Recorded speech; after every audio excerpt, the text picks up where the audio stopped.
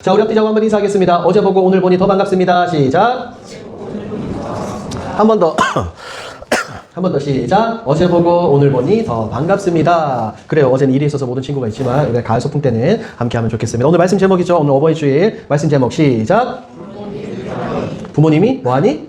불편하니. 오늘 어버이 주일 맞이해서 이 에베소서 6장 말씀으로 함께 나눠보도록 하겠습니다. 자, 오늘 목사님 여러분들에게 질문 한번 해보도록 하겠습니다. 여러분 오늘 집에서 나올 때 부모님이랑 관계, 부모님의 사이랑 어땠어요? 혹시 오늘 예배 자리에 나오면서 아침에 부모님과 다투고 나온 사람 손 한번 들어볼까요? 혼났어요? 오늘 엄마 아빠한테 혼났어요? 아빠가 혹은 엄마가 잔소리해서 짜증났어요?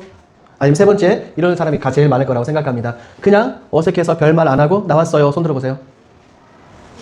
그냥 나왔어요. 그냥 나왔어요. 오늘은 무슨 주일이라고 이야기했죠? 어버이 주일입니다. 지난 5월 8일이 무슨 날이었어요, 여러분? 금요일이었죠, 그렇죠? 지난 금요일 어버이날이었는데 여러분들 부모님께 카네이션 달아드렸어요? 안 달아드렸어요? 어때요? 카네이션. 아마 준 친구들이 많을 텐데 이 카네이션을 드리면서 한마디 했습니까? 안 했습니까? 엄마, 아빠 사랑해요. 했어요? 안 했어요? 한 사람 손 들어보세요. 내가 선물 줄게. 부모님께 카네이션 드리면서 엄마, 아빠 사랑해 혹은 고마워요 하고 고백한 사람. 진짜로 아무도 없어요, 진짜로? 아마 했을 겁니다. 그렇죠? 혹은 이제 여러분들이 말로 하지 않고 어색해서 문자나 카톡으로 엄마 아빠 사랑해요 고마워요 낳아주셔서 감사합니다 라고 이렇게 했는 친구가 있을 수도 있습니다. 오글거리는 게 지극히 당연합니다. 왜냐하면 목사님도 지난주 월요일 화요일 부모님 울산에서 부모님 오셔서 만났는데 차마 입이 안 떨어졌어요. 엄마 부모님 아버지 사랑합니다 좋아합니다. 이렇게 이야기를 했습니다. 근데 잘 봐요. 그런데 오늘은 하나님이 여러분들에게 우리에게 하고 싶은 말씀이 너무나 많아요. 그냥 단순히 여러분들을 낳아주신 부모님께 여러분들 잘해야 됩니다라는 그 차원을 넘어서서 훨씬 깊게 하나님이 이야기를 합니다. 자, 한번 살펴보도록 하겠습니다. 중학생이 되죠. 중학생과 초등학생의 차이가 무엇일까요? 여러 가지가 있지만 부모님과의 관계가 달라졌어요. 불과 몇 년 전, 한 2년 전, 3년 전으로만 돌아가도 여러분들이 중학생이 아니라 어떤 학생이었어요? 초딩이었죠. 초딩 때를 한번 생각해 봅시다. 이 그림을 보면 어디 갔어요? 자, 초딩을 보면 여러분 인정하기 싫겠지만 이랬을 겁니다. 초딩 때를 살펴보면 엄마 아빠랑 같이 친하게 지냈어요? 안 지냈어요? 지냈죠. 아빠가 세상에서 제일 멋진 사람, 엄마가 세상에서 가장 친절하고 가장 예쁜 사람으로 여겼을 겁니다. 그래서 어디를 갈 때 손을 잡고 다니거나 혹은 더 아기 때였겠죠. 사실 저 그림은 아빠 위에 어깨에 올라타고 엄마 옆에서 자고 이랬어요? 안 이랬어요? 이랬어요? 안 이랬어요? 이랬죠? 여러분들이 기억이 나진 않겠지만 아마 아빠나 혹은 엄마가 여보가 아니죠. 여러분들의 볼에, 뺨에 이렇게 뽀뽀를 하고, 미안해요. 뽀뽀를 하고, 볼을 부비하면 여러분들 엄청 좋아했을 거잖아. 그런데 초등학교를 졸업하고 나서 중학교를 들어오는 순간 뭔가 달라지죠. 자, 이런 그림이 있지만 중학교 들어오면서부터 완전히 달라졌습니다. 부모님이 여러분들이 있는 방에 노크도 없이 그냥 문을 벌컥 열고 들어오면 짜증이 나요? 안 나요? 짜증이 나죠? 그리고 하는 사람들 앞에서 혹은 어른들 앞에서 엄마가 나를 수인아, 의현아 부르는 게 아니라 애기야 라고 부르면 그때 굉장히 부끄러워요? 안 부끄러워요? 희성이 부끄러워요? 안 부끄러워? 부끄럽죠? 목사님도 지금 하엘이가 4학년인데 그냥 하엘아라고 부르지 않고 목사님이 어떻게 부를까요?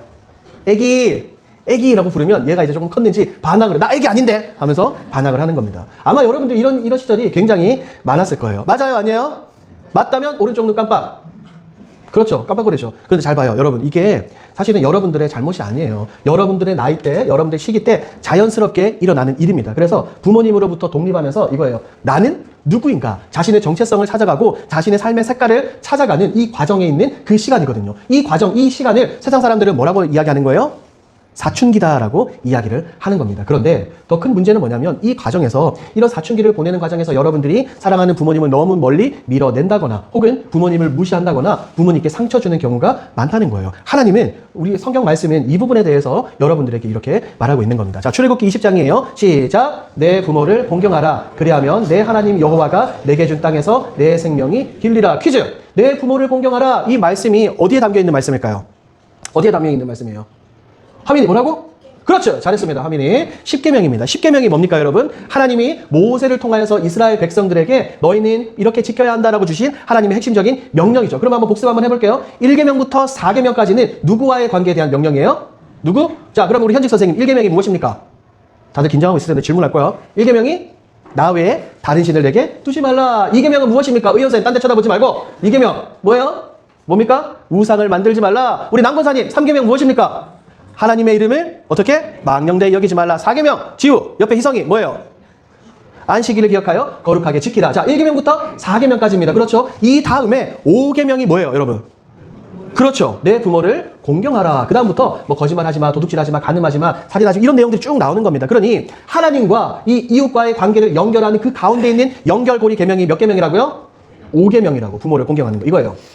하나님과의 관계를 먼저 설명하고 그 다음에 부모를 공경하다. 부모에 대한 이야기, 그 다음에 이웃과의 관계 이것을 이야기를 합니다. 하나님은 그런 분이에요. 여러분들이 부모님을 사랑하고 부모님을 존중하고 부모님을 공경하는 것을 그냥 좋은 습관, 예절로만 따지는 것이 아니라 하나님을 사랑하는 것과 이웃을 사랑하는 연결 핵심 고리로 바라본 겁니다. 세상을 살아가면서 하나님을 예수님을 섬기기 위해서는 이 5번째 계명을 여러분들이 꼭 실천해야 된다는 거예요? 안 해야 된다는 거예요? 해야 된다는 거예요. 그래서 우리가 오늘 본문을 읽었죠. 에베소서 6장 1절에서 3절 한 번 더 했습니다. 시작. 자녀들아 주 안에서 너희 부모에게 순종하라. 이것이 옳으니라. 내 아버지와 어머니를 공경하라. 이것은 약속이 있는 첫 계명이니 이로써 내가 잘되고 땅에서 장수하리라. 자, 하나님은 분명하게 말씀하죠. 계명인 계명인데 무엇이 있는 계명이다?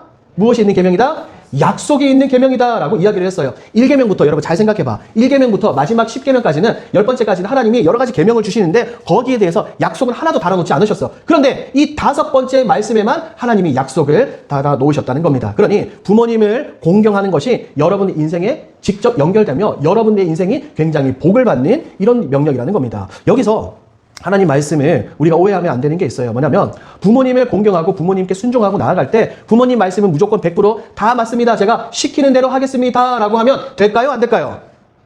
될까요? 안 될까요? 왜 안 되는데요? 고개를 쩔렁쩔렁 왜 안 돼요? 의원쌤?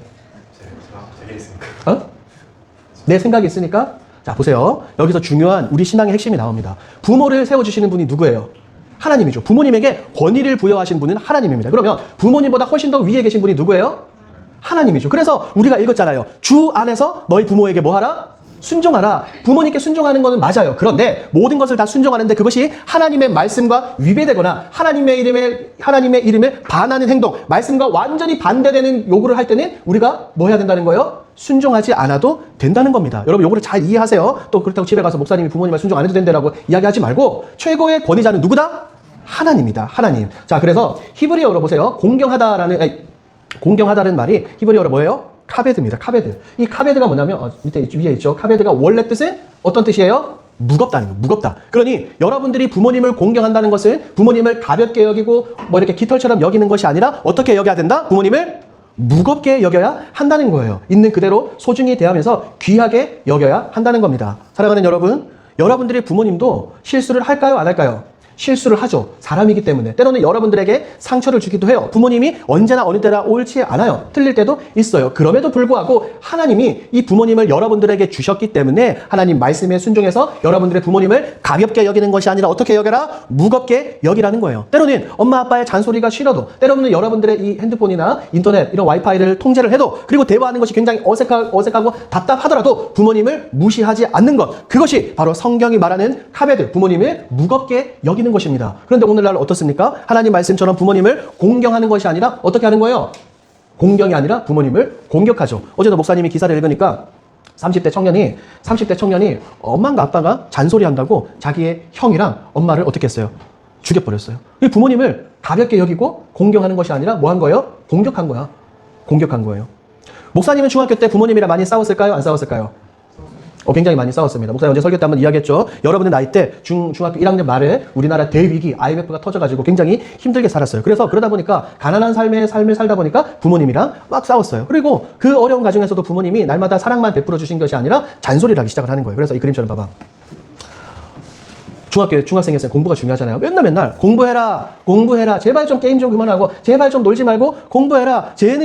너 친구는 안 그런데 너는 왜 그러냐라고 부모님이 계속해서 이야기해서 너무나 잔소리가 심해서 듣기 싫었어요. 그래서 어떻게 하죠? 여러분들 지금도 아마 그렇게 갈 것 같은데, 제발 그만해 하면서 방으로 들어가서 방문을 닫죠. 어떻게 닫습니까? 살살 닫아요? 세게 닫아요? 세게 닫죠. 엄청 세게 닫다가 문 딱 닫힐 때는 힘을 딱 주고, 쾅 소리가 나도록 안 나도록? 안 나도록. 나면은 또 맞을 수도 있으니까. 그렇죠. 엄청 이까지는 엄청 세게 닫다가 탁, 혹시나 이렇게 세게 닫히면 바람이 그랬어요 라고 핑계를 댈 수도 있고. 자, 그런데 보세요. 요 밑에 그림이 나와 있죠. 우리가 부모님께, 엄마나 아빠에게 이런 식으로 반응하면 여러분들만 상처받는 것이 아니라 누구도 상처를 받는 거예요?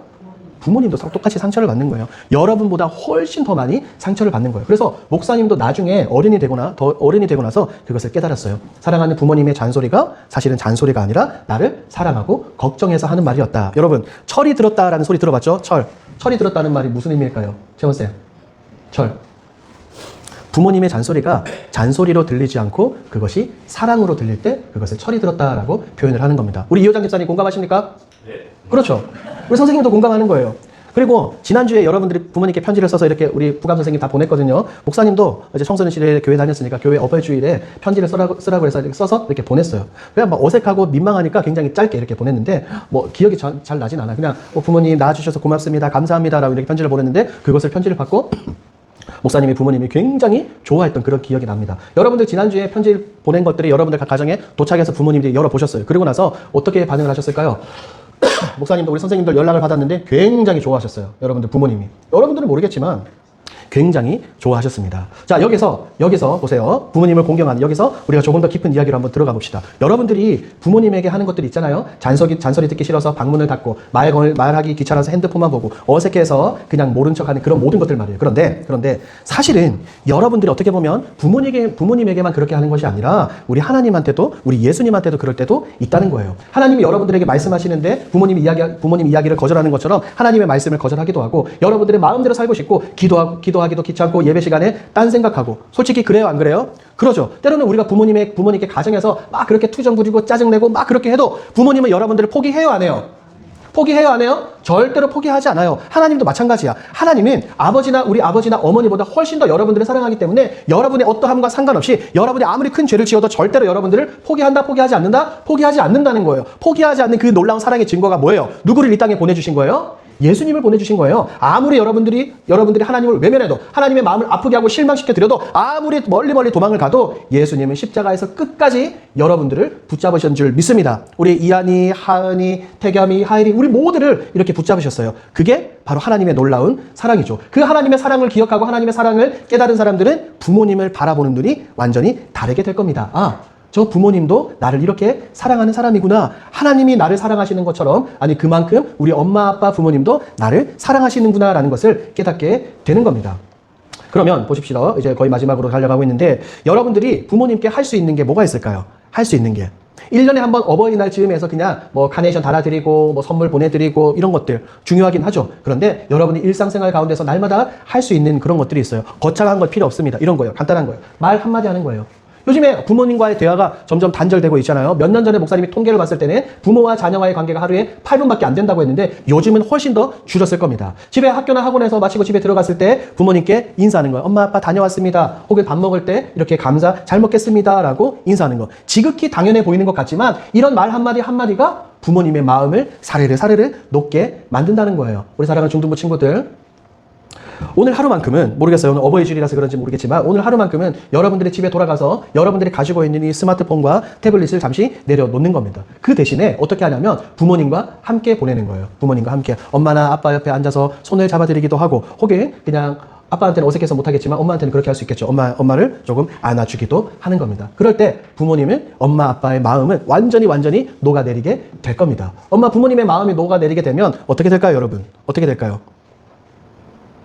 가정이 훨씬 더 화목하게 되는 겁니다. 거창한 거 아니잖아요. 가장 쉬운 거지만 가장 소중한 것들, 이런 것들을 한번 해보는 겁니다. 혹시나 부모님이 너무나 바빠서 오늘도 직장에 가신 분들이 계실 수도 있어요. 그럴 때는 여러분들이 카톡이나 문자로 진심을 담아서 이렇게 표현해보는 겁니다. 이런 말 한마디, 그런 내용과 문자 하나하나가 어떻게 보면 카네이션 백송이보다 부모님의 마음을 더 감동하게 될 수도 있습니다. 사랑하는 여러분, 오늘 설교를 마무리해볼게요. 부모님도 사실은 처음 부모가 되는 거예요. 목사님이 딱 그래요. 목사님도 부모가 처음이라서 잘 몰라요. 그래서 맨날 하일이에게 잔소리하고 윽박 지르고 막 때로는 혼내기도 해요. 왜?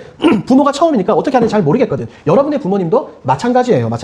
여러분이 처음 중학생이 되어서 뭘 어떻게 해야 되는지 모르는 것처럼 부모님도 그럴 수 있다는 겁니다. 서툴고 때로는 실수하고 때로는 여러분들 마음을 답답하기도 하고 그렇게 때로는 상처를 주긴 하더라도 그 부족한 마음으로 지금까지 여러분들을 기르고 지금까지 여러분들을 잘 인도해 주셨어요. 밥 차려주고 학교 데려다주고 아프면 여러분들은 모르겠지만 밤새 걱정하는 그 부모님, 하나님의 마음과 예수님의 마음을 그대로 닮은 부모님입니다. 그 사랑을 내리사랑 여러분들에게 날마다 베풀어 주시는 겁니다. 그래서 오늘 목사님이 이야기한 것처럼 오늘 집에 가서 딱 한마디만 해봅시다. 사랑해요, 고마워요, 감사합니다. 이 한마디가 여러분들과 부모님과의 관계를 녹이고 더 나아가서는 부모님을 주신 하나님께 영광을 올려드리는 것입니다. 이렇게 살아가는 오늘 하루 반드시 실천하는 우리 사랑하는 중등부 모든 친구들이 되길 우리 주님의 이름으로 축복합니다. 아멘. 자.